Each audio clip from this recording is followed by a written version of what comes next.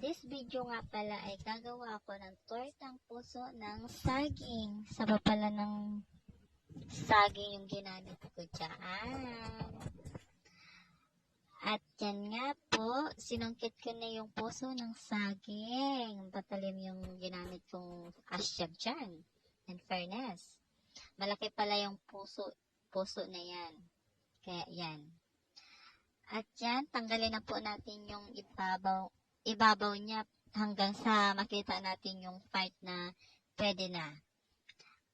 At yan, gayatin na po natin.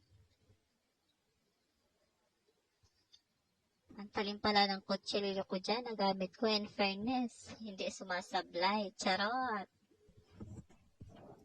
O, diba? At gagayatin ko na po siya para sa saktong size po niya. Kasi, pangit naman yung kasing hindi pantay-pantay yung size niya. Charot lang. At inikos-mikos ko na po siya para ilabas yung katas niya.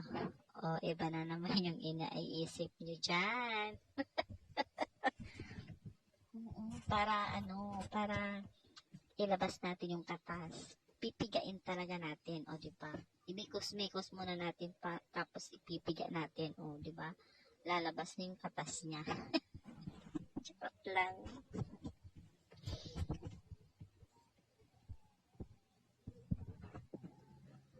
At yan na, nilagay na po natin sa kaserola niya.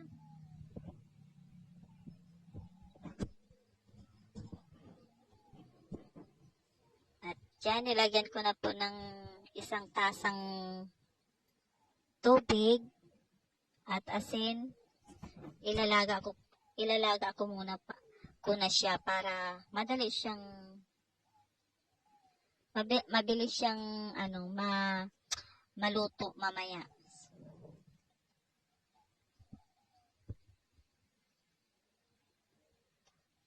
At yan na, okay na. At tatanggalin na natin ng sabaw. Ayan. At papalamigin na natin pala siya. Nagayat na din pala ako ng sibuyas, bawang,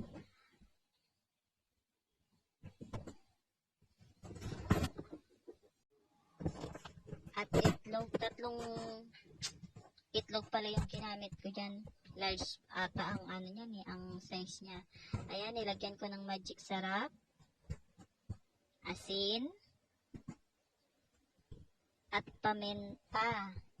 Ang nilagay kong paminta dyan yung pino kasi aangal na naman yung kakain. At hindi ko na pala na-videohan yung paglagay ko ng harina.